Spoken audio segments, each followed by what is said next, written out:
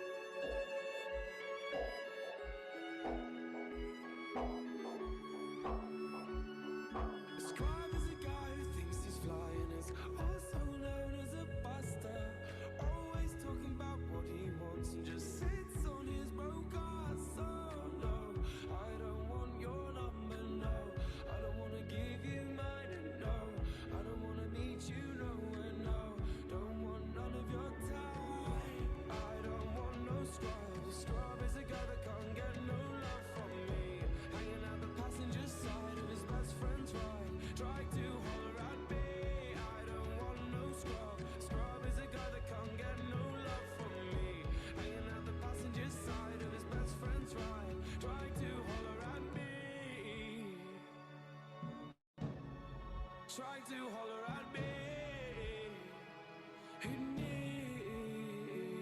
but the scrub's checking me and his game is kinda weak, and I know that he cannot approach me, cause I'm looking like glass and he's looking like trash. Can't get with no deadbeat ass, so no, I don't want your number, no, I don't wanna give you mine, and no, I don't wanna meet you nowhere, no, don't want none of your time.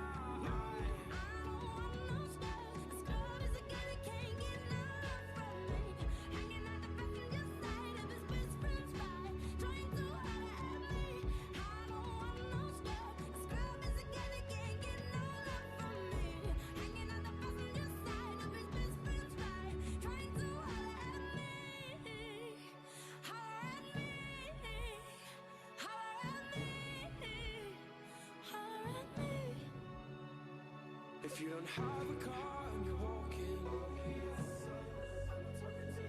if you live at home with your mama, We're all in our private traps, if you have a shorty but you don't show love, clamped in them, and none of us can ever get out. who wanna get with me with no money, oh no, I don't wanna.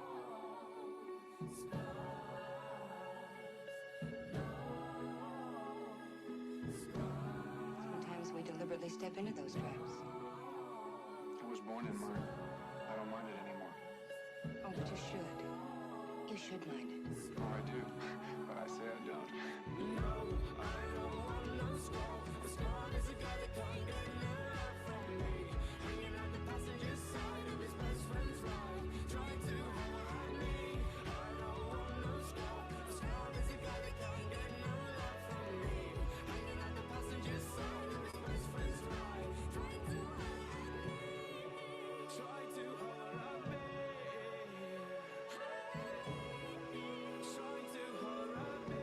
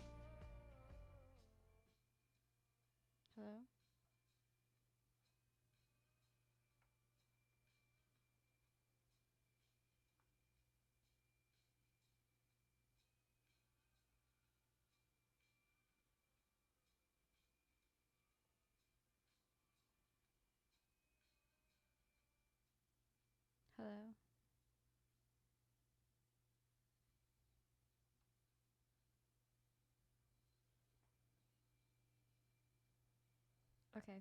Hi. Sorry, there's some technical difficulties. Sorry for the interlude of music. I was just trying to figure out everything working. But I am Seraph, and this is my story.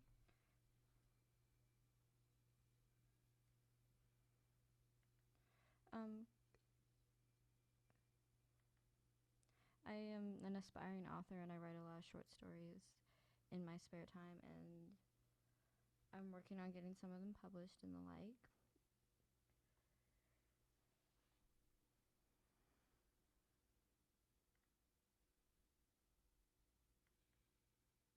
So overall, most of my stories are going to have a bit of sci-fi, a bit of drama, fantasy, and the like.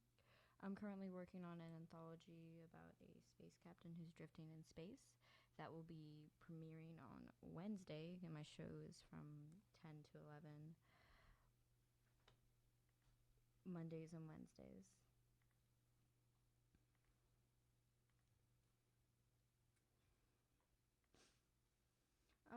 So today I'm going to read you one story that I'm particularly proud of called Inhale. The setting takes place in Iceland. And here it is. A storm was brewing.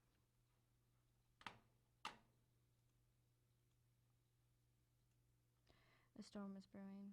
Rain thundered outside the apartment window as the young lady fell to the floor. The phone she had been clutching fell as she did, the screen now laced with a spiderweb of cracks, but still functioning, a slight metaphor for the life that was occurring, so cracked and broken, but still working. The woman that collapsed on the floor was now sobbing, her black hair now a mess and her makeup staining her face. She sobbed, loud enough for her flatmate to hear her. Artemis ran into the apartment and rushed to her side. She lashed out at him, clawing at his arms and pushing him away.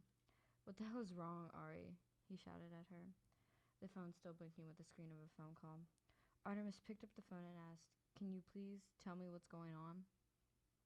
"Sir, may I ask you to put Miss Ingo on the phone?" "She's in shock, sir," he said, getting angrier and more sarcastic as the phone call went on. "I'm Artemis, her flatmate," she screamed, and I came to see what was wrong. "My apologies, Artemis. Well, you see, we just found Miss Ivy dead in her apartment. There was a note, and it consisted of a lot of apologizing to a Miss Ari Ingo. They do not share a last name, but obviously they were very close. Looking around her home, we found pictures of a woman with purple hair posing with Miss Ivy. We had to call immediately, seeing this could be a possible homicide or even a suicide." Artemis stood there next to Ari, too stunned to say anything. After a few minutes, the officer on the other side spoke back up again. Sir, are you still there?" "Yes, damn it. Give me a second. My friend was just found dead. It's kind of a lot to handle." "Yes, sir. Well, I need to get back to the scene. Can you and Miss Ingo come down to the station tomorrow? Ask for me personally, Mr. Leifenson." "Yes, fine. Okay, we will try to be there." And the phone hung up. Artemis and Ari just stared at each other in stunned silence, the cold hardwood of the room seeming to echo their breathing tenfold. "Why?" Ari spoke, her voice a soft whisper. "Why? Why would anyone hurt?" And her voice cut out like a strangled cry. Artemis knelt next to her and took her hands. "I don't know. I don't know." Artemis attempted to comfort her, but it did a poor job because he himself could not believe what just happened either. They sat there on the floor in silence, minus the occasional whimper from Ari and the angry breathing from Artemis, a steady, constant beat. Neither could sleep, so after about 2 hours of silence, they both got up. Artemis looked at the clock. 2:48 a.m. It blinked at him in neon green digits. "Do you want food?" "No." "I'm gonna make food." "All right, I'll have some." "I thought you weren't hungry." "It's me, fool, Ari. I'm always hungry." Artemis was starting to make food. Ari got out of her black makeup-stained shirt and changed into an overly large cream sweater. She pinned her dark hair up and away from her face, and then went about cleaning the black makeup off of her face. She did all of this painfully slow. Maybe a snail could have done it faster. She stared at the mirror. Her reflection one of sadness. Her eyes were as dark and mysterious as obsidian. Her skin a pale ivory color, her dark hair accenting the paleness of her skin. A line of ink snaked its way down her arm to her wrist. A closer inspection revealed it was a tattoo of a vine of some plant. On her left forearm was a wing. She felt old and so very tired. She was only 24. She shouldn't feel this old yet, that she had been alive for centuries. Like Kronos himself was winding her clock forward, rushing her young, fragile life. The entire weight of sadness and hardship was reflected in her eyes. Reflected in her dark eyes for a few moments, but she blinked it away. Tired, she looked over at Artemis, who was making food for both of them in the small kitchen. She stared over at a vase of flowers, calla lilies. Looking at the flowers broke her. Get them out of here, Artemis. Artemis rushed over to the vase and quickly moved it out of the apartment. He brought it over to his, knowing that come tomorrow, she would want to see them to remind her of Ivy. He set them down on the table in the middle of the small room. I'm gonna find the bastard who does this. She was so kind to everyone. Like, everyone. I don't think there was a soul she wasn't kind to. He slammed his fist into the wall. It's not fair. She was too young. She just has one life to live. Why? This scum of the earth who did this to her is going to pay. I swear it. If only life could be so simple. 3:25 a.m. Artemis walked back to Ari's little one-room studio apartment. Things were on fire. And by things, it was food. Ari just stood there staring at it, then suddenly reached into the back pocket of her jeans, flicked over in the little silver case that she had, and took out a cigarette. She walked over to the burning food. Were you making eggs? She asked, her voice low and calm. Yeah, it's all you had in your fridge. Oh. And she lit her cigarette using the fire from the food. Since when do you smoke? Wait, you've never smoked? Artemis said, confusion creeping into his voice like doubt often does in these types of situations. She looked over at him, the smoke curling around her face as she exhaled. Inhale. I did when I lived in Moscow. Exhale. Moscow. She's never told you about Moscow. Artemis, isn't something off about this whole situation? The little tiny voice in Artemis's head talking to him once more. Why are you smoking now? Bad feelings. Can you say more than 7 words when you speak? Artemis asked, trying to hear her light, airy sound of her laughter. Inhale. Yes. He failed. Exhale. That was 1. Trying again for a laugh. I know. Another failure. Inhale. Moscow, he asked, giving up on trying to understand anything that had happened in the past 2 hours. Yep. Exhale. Are you going to put the fire out? She walked over and took care of the burnt mess that was once in another lifetime or dimension could have passed for food. She walked over to a bag that Artemis didn't notice before. It was packed, looked light, however. On the floor next to the door was her sack of rock climbing gear. I guess we're going rock climbing? Artemis asked, not expecting an answer. Nope. Rooftop. Not this again, please. Anything but this. You almost broke your leg last time. Can we just go on a mountain, please? And can you say more than 2 words in a sentence? When did you live in Moscow? Ari, slow down. Please, talk to me. Are you okay? Artemis said, exacerbated. Ari stood there, cigarette in one hand, inhaling and exhaling. Coming? You're not answering my questions, Ari, he said, annoyed. Then she smiled softly, the corners of her mouth turning up slightly to reveal a flicker of emotion. It was gone as soon as it came. Coming? Hell, Ari. Try to keep up. Ari walked out of the apartment with the sack and Artemis reluctantly followed into the sleeping city that they called home, Reykjavik. Artemis had lived here all his life. He grew up with Ivy. She's a dear friend to me, he thought. No, wait, was. She's not with us anymore. A tear fell from his eye, and he quickly brushed it away so Ari didn't see. The night was cool. A slight chill worked up Ari's back, but she didn't dare show that it bothered her so much. She had to be strong for the both of them, for Ivy's parents, for everyone. Inhale. Exhale. You're killing yourself, you know that? She whispered to herself. Tears fought to fall down her face, but she fought back. She kept walking. She knew Artemis would follow. He cares about her. He may always be annoyed or confused, but he still cared. Ari knew she was a difficult person to be around, but she really tried to show others she cared. A stray cat wandered across her path. Hey there, friend, she said, smiling, and reached out to pet the cat. You're one of Ivy's, aren't you? Ari remembered the first time Ivy and her went to feed all the went and fed all of the stray cats living along Main Street. Ivy's blonde hair was a mess as usual, and they had been drinking again. It was one of her first weeks in Iceland. Everything was so new and different. The people seemed happier. Back home for Ari was so cold. Everything was cold and gray and sad. Here in this wondrous new place, she was with friends. Sometimes water is thicker than blood. Sometimes friends mean more than family. It hissed at her before she could react and swatted at her, bringing her violently back into reality. Blood pooled at her wrist, and she cried out in pain. Ari! Ari! Artemis shouted, but not too loudly. It was 4 a.m., and people were asleep. I'm fine, she said, keeping up the whole routine of not saying more than 2 or 3 words. It was annoying Artemis, she could tell, but it was making her forget the pain of losing her friend. Let me look at it, please? She showed him her wrist, which was still bleeding. See? Fine. He glared and rummaged around the bag she had left on the floor for him to get. Sure enough, there was a first aid kit, and he bandaged up her wrist, the white of the bandages almost blending in against her pale skin. Thanks. Uh-huh. Ready? She asked as they reached the building that was their destination, a 4-story apartment building with a lot of cornerstones to climb on.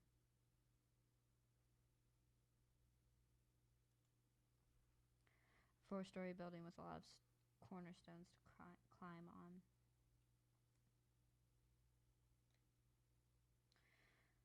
No, but when am I ever ready for this?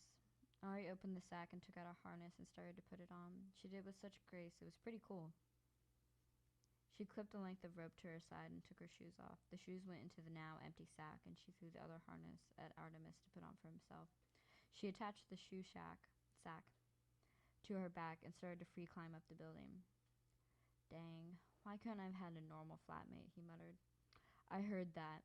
She threw the cigarette down as she continued to climb. Artemis promptly stepped on it to put it out. He watched her climb up the building with ease and grace. As soon as she reached the top, Artemis was ready to start his climb. Ari tossed a rope down to him. Why? Why can't we just go to a park bench or something, like, in all those movies? He sighed to himself. Artemis then started to scale the building himself. The morning came softly as the sun peeked over the horizon. Artemis scaled the building with ease with the aid of the rope. Ari was a tiny thing. If Artemis remembers the time he forced her to go to a doctor, she weighed in about 50 kilos. She was a stubborn little bird. She never went to the doctor unless Artemis forced her. Stubborn little bird, said the voice in his head again. Artemis paused in his climb. He was really worried about her. She barely spoke to him anymore, even before this terrible news about Ivy. He was so concerned that she wasn't happy. What if, for this time, the climb was a one-way trip? Ari was a curious human. She preferred the company of herself and would often disappear for weeks at a time with no warning. When they needed social interaction to survive, Ari seems to be an exception to that. The one gear in the clock that doesn't quite work as well with the others and produces the annoying ticking sound. What does water smell like? Ari spoke softly, looking over at the icy water before them. The only sound was the waves crashing on the rocky coast of Reykjavik. What? Artemis said, very confused and starting to get extremely worried. What does water smell like? Water? I guess. I mean, is unique sort of barely their scent. I'm trying to figure out what it's called, though, Ari said thoughtfully. Watery. Yes, perfect. Thank you. Watery-like smell. Artemis looked at Ari with the most confused expression. She shrugged and looked over at the horizon. When did we meet? When did we meet? She asked. looking thoughtfully over the city that was waking up. He shook his head. She asked him this every time they did this illegal activity. He stared at her for a while before answering. Why do you always ask me these questions? They are the same every time, and we're going to get arrested again. She said nothing and went over to the backpack she left near the edge of the roof. She opened it and took out a water bottle and a pack of cigarettes. You never told me you smoked. I don't, she said, lighting one of them. Well, your current actions beg to differ, my dear. She took a long drag on the stick of tobacco. Oh. She wandered over to the edge of the building. Don't. His worst fear being played out before his eyes, and he was paralyzed to do anything. Fight me. And she paused. Inhale. Exhale. Inhale. And now her light goes out, and with those 6 words, Ari jumped off the side of the building and flew to the horizon on black wings. Well, that was Inhale, which I wrote over the course of about a year. I submitted it for one of my classes, and everybody loved it, and I've been editing it ever since. It was wonderful. I'm very proud of it. It is very sad. It's a sad topic, but I think we need to talk about things like this more. Most of my writing isn't this sad. This is just the one that I'm most proud of currently. And that's it for today for the show. I will have more writing for you guys as soon as possible. I will probably be changing the time of this show, seeing as this is a very awkward time to do storytelling. And I'll keep everybody updated. You can follow me on Facebook at Seraph's Songs, SERAPH apostrophe SONGS. Or if you know me personally, just ask for the link. And to make this more interesting, send me a topic or something you want me to write about, and I will try to do that. So overall, I hope you've enjoyed this. I love writing, and I'm really happy that I can share it with everyone. Good night, listeners. I hope all is well.